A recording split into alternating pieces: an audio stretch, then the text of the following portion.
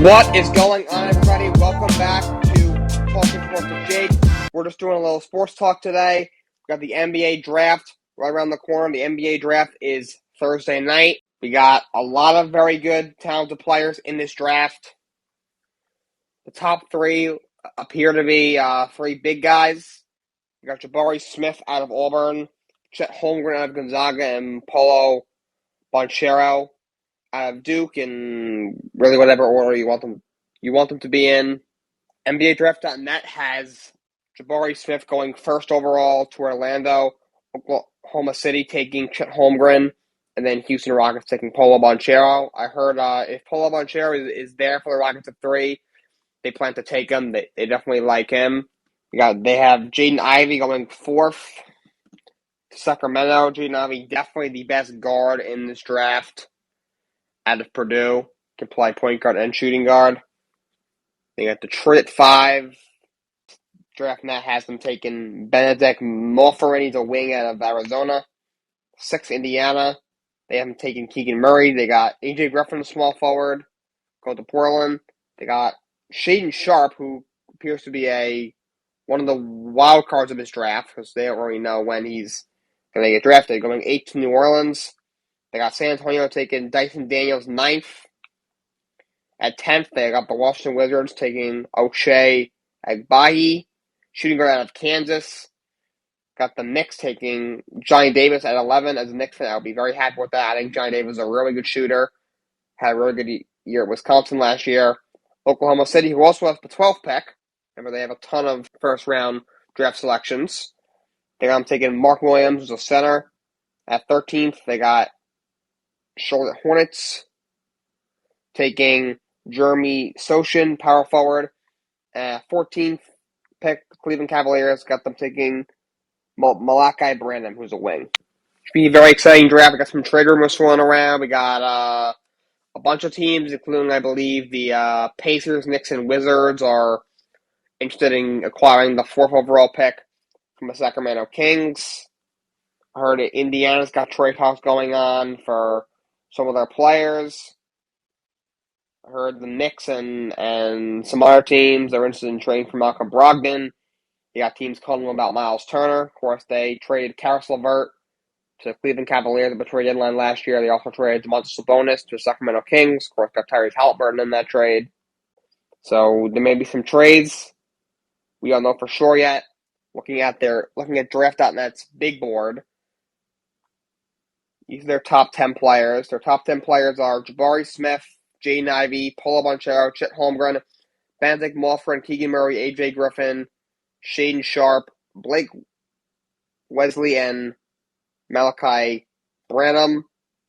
Some other notable guys they got outside our top 10. Ty Washington. He is a guard. At Kentucky, they got Johnny Davis. They're ranked 13th. Dyson Daniels is a shooting guard and small forward. They're a talented player. Ochai Agbaji out of Kansas. So it's a lot of very good players. Should be a very exciting draft. I don't know how deep this class is. Outside top 20, only guys that I'm really high on. I think Mohan Beauchamp, who's a wing out of the G League, who's playing in the G League in the Ignite League. I think he might have some talent. Draft.net has him at their 26th best player. Wendell Moore does a wing out of Duke. They have him as their 30th best player. He might be able to do something. All right, so there's a few. EJ Liddell, power forward of Ohio State. Definitely a good amount of talent in this draft. I plan to do a mock draft. I'm only going to do the lottery. NBA's not the NFL, where the entire first round is filled with guys who are going to probably make an impact in year one, or all expected to be really great players. Outside of the first 14 picks, it's very hard to find really good value. So I'll do the first 14 picks, the lottery. I'll do a mock draft sometime this week before the draft. I'm thinking probably Wednesday or Thursday, but I'll let you guys know about that. We got the Stanley Cup final. Corral dominated Tampa 7-0 in Game 2, so they're up 2-0. Game 3, is tonight at 8 o'clock on ABC as well as ESPN Plus. The series shifts to Tampa. Tampa's definitely going to win tonight because they go down 3-0, especially to the Carolina Avalanche. The series will definitely be over. So they definitely got to win tonight. And also, if you win tonight, now if you're able to win Game 4 at home, you can go back to Colorado and tie series. I mean, they went down 2-0 against the Rangers after they lost both games in New York, and then they swept the Rangers at home, and they were able to win Game 5 in New York, and they came back home and won in Game 6. So, series not over, but Tampa's going to win tonight. Big game tonight, Game 3 at 8 o'clock. The Dallas Stars have hired Pierre DeBoer as their next head coach.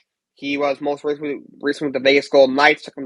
Took him to the playoffs his first year and a half he was there. But this year had a pretty good year, but missed the playoffs. They had a lot of injuries, so they moved on. Of course, they brought in Bruce Cassidy from our Bruins head coach to replace him. But after Rick Bowness stepped down, he's got in his first year. He took them to the Stanley Cup a couple years ago, but haven't had as much success since. 2 years ago, they missed the playoffs, and this year lost in the first round in 7 games to the Calgary Flames. Last couple years, they've had a lot of talent. Jimmy Benn, Tyler Seguin. Before he got hurt, you had Ben Bishop in goal. It's some other good young players like Miro Heiskanen and Roop Hintz, and over the last couple years, we're not even able to win a playoff series. So I'm not sure how mutual the Rick Bowness stepping aside was, but he did step down after this past season. They had brought in Pierre DeBoer, their next head coach. So a lot of the veteran coaches getting brought in. Vegas brought in Bruce Cassidy, who was the coach of the Bruins the last 6 years. Flyers bringing in John Tortorella, who's been around a long time, and now the Stars bringing in Pierre DeBoer, who's coached for a while. This is his 5th team that he has coached, and he had a good amount of success coaching the Golden Knights for the last few years. As for MLB, scores from last night: Nationals over the Phillies 9-3, Orioles over the Rays 2-1, Red Sox over the Cardinals 6-4, Pirates over the Giants 4-3. Blue Jays over the Yankees 10-9. They came back down 8-3 in that game. Yankees 9-game win streak is over. Tigers over the Rangers 7-3. Marlins over the Mets 6-2. Brewers over the Reds 6-3. Braves over the Cubs 6-0. Rockies over the Padres 8-3. Athletics over the Royals 4-0. Guardians over the Dodgers 5-3. Angels over the Mariners 4-0. Trout had another home run. He had 5 home runs in the series. He's got, I think, the most home runs. He's got a lot of home runs at Seattle's ballpark. He's got the most home runs against any visiting ballpark is the T-Mobile Park where the Mariners play. Diamondbacks over the Twins 7-1. Astros over the White Sox 4-3. Taking a look at the standings in MLB, you got the Minnesota Twins division lead down to just 1 game. The Cleveland Guardians are just 1 game behind the Twins now in the American League Central. Got the White Sox are 5 games out, and then the Tigers and Royals at the bottom. American League East, Yankees running away with that one. They got the best record in the majors. They are 11 games ahead of Toronto right now. While the Red Sox are playing well, they're only a half game behind the Rays for 3rd place in that division and the last wildcard spot in the American League, and they're only 2.5 games behind Toronto for 2nd place in that division and the first wildcard in the American League. Houston Astros running away with the American League West. They got a 9.5 game lead over the Angels, and you got Texas and the Seattle Mariners who are really struggling, followed by Oakland. Oakland's got the worst record in the majors at 23-45. In the National League, Milwaukee and St. Louis are tied at 38-30 for 1st place in the National League Central. And they get the Pirates, Cubs, and Reds rounding out that division. You got National League East, the Mets lead the Braves by 5.5 games. Phillies are 8 games out, and then Miami and Washington close out that division. And the West, very tight. Dodgers lead the Padres by a half a game. Giants are also only 3 games out. And then you have Arizona and Colorado rounding out that division. Congratulations to Matthew Fitzpatrick. Yesterday he won the U.S. Open. That is his first career PGA Tour win. Comes at the U.S. Open. He finished at 6 under par. Finished 268. Yesterday finished 6 under for the tournament. He wins the U.S. Open. He wins by a shot over Sky Scheffler and Will Zalatoris. Sky's never had a bit of a lengthy birdie on 18, which would have tied it and would have ended up sending it to a playoff. But he lipped out. And then Will Zalatoris on 18 had a birdie to a playoff of him and Ivy Fitzpatrick, but it just slipped out. I still can't believe he missed that. That was a very, very close putt. But Matthew Fitzpatrick is your 2022 U.S. Open champion. He takes home over $3 million. The next PGA Tour event will be the Travelers Championship at TPC River Highlands in Cromwell, Connecticut. That starts this Thursday, June 23rd or June 26th. The defending champion is Harris English. The purse there is $1.3 million. Before we wrap up, we got in the NFL.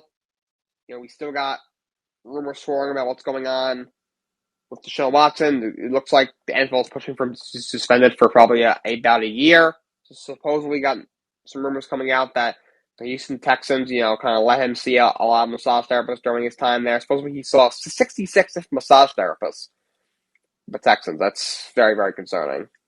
Hopefully justice is served, and I do think he deserved a lengthy suspension. Got a couple guys still holding out. Terry McLaurin, DK Metcalf still holding out. Well, I'll keep you posted if we get any news about that. If they get their contract extension, if they want to, if they do report. Ron Rivera, Washington Commanders head coach, said that they don't plan to trade him. And just like he will be there. Pete Carroll, the Seahawks doesn't know whether they want to trade DK Metcalf either. So we'll see where those standstills end up. Still no Lamar Jackson at Ravens camp either. Former league MVP quarterback. He also wants a new deal. WWE Monday Night Raw tonight. Confirmed so far, we have Asuka versus Becky Lynch in the Money in the Bank qualifying match. And supposedly Elias is going to return to Raw for one more concert with his little brother Ezekiel. So we'll see if they are the same person or not tonight. All right, that's all I got for you guys today. Thank you everyone for tuning in. Until tomorrow, so long, and have a great day.